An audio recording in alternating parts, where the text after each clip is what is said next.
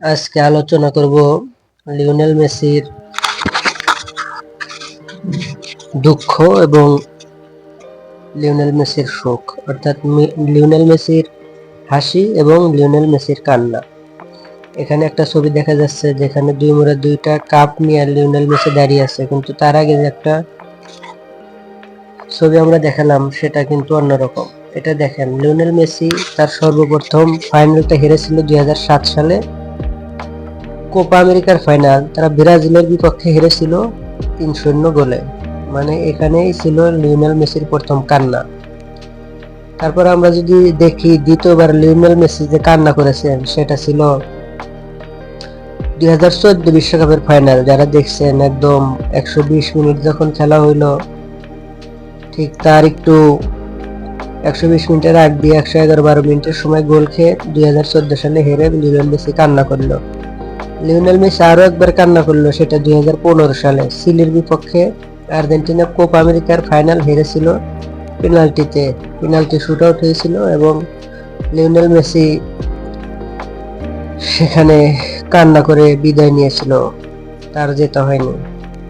Lionel Messi আরো একবার কান্না করছে, সেটা 2016 সালে আবারও চিলির বিপক্ষে, এবারও পেনাল্টিতে।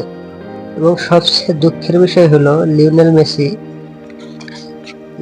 মেসি এই ম্যাচে সে নিজেই পেনাল্টি মিস করেছিল এবং সে ঘোষণা দিয়েছিল যে সে আর জাতীয় দলের হয়ে খেলবে না।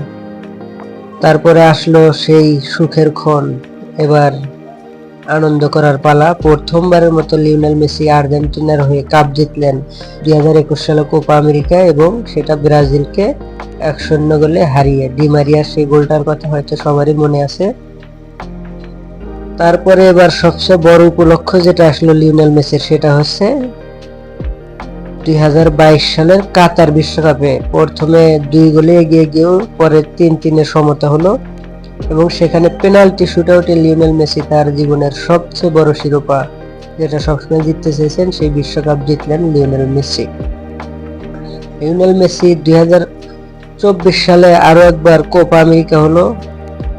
আর্জেন্টিনা এবং কলম্বিয়ার মধ্যে যে ফাইনাল অনুষ্ঠিত হলো, সেখানে লিওনেল মেসি আবারও কোপা আমেরিকা জিতে আনন্দ করার উপলক্ষ পেলেন। এটাই ছিল শেষবারের মতো ফাইনাল।